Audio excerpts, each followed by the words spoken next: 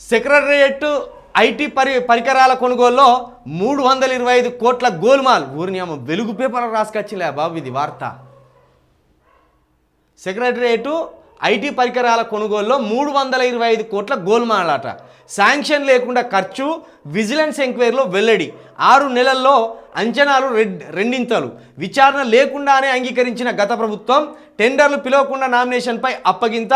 ప్రభుత్వానికి అందించిన vigilance report. వీడు ఇప్పుడున్న ప్రభుత్వం మీద రాసుకొచ్చిండేమో అనుకున్నాం మనం. కాదు, అప్పుడున్న ప్రభుత్వంలో 325 కోట్ల గోల్మాల్ జరిగిందని రాసుకొచ్చిండు.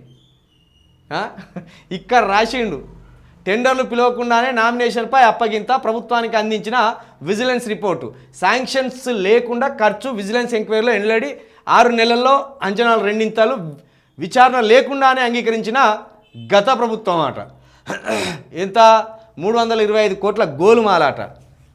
మరి ప్రభుత్వానికి అందించిన విజిలెన్స్ రిపోర్ట్ అట. మరి ఇది ఏ రకంగా జరిగింది అవినీతి, ఎట్లా జరిగింది, దీంట్లో పాత్రదారులు ఎవరు, సూత్రధారులు ఎవరు, నిజంగా ఇది జరిగిందా, లేకపోతే ఇది కూడా ఒక ఈరేస్ లాంటిదేనా, లేకపోతే ఇది కూడా ఒక ఫోన్ ట్యాపింగ్ లాంటిదేనా, ఇది కూడా ఒక కాళేశ్వరం ప్రాజెక్టు మీద చేసిన కేసు లాంటిదేనా, ఈ నిందలు అనేది అయితే తెలియాలి.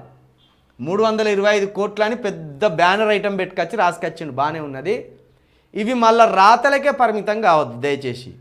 కాళేశ్వరం మీద 1,00,000 కోట్ల దోపిడీ జరిగింది అన్నారు అందరం. నేను కూడా 1,00,000 కోట్లు జరిగిందంటే చలో పట్టుకోవాల్సిందే, ఏ మంత్రో ఏ ముఖ్యమంత్రో పట్టుకోవాల్సిందే అనుకున్నాం. వచ్చి తుస్సు అయిపోయింది.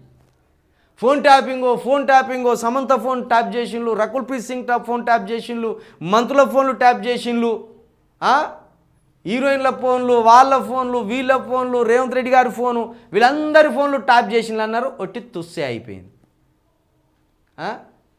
ఇట్లా మరి ఇది కూడా ఒట్టి తుస్సే అవుతుందా? నిజంగా దీన్ని మీరు తేల్చి ఇలా దోషులు ఎవరో పట్టుకోగలరో చెప్పురు జర.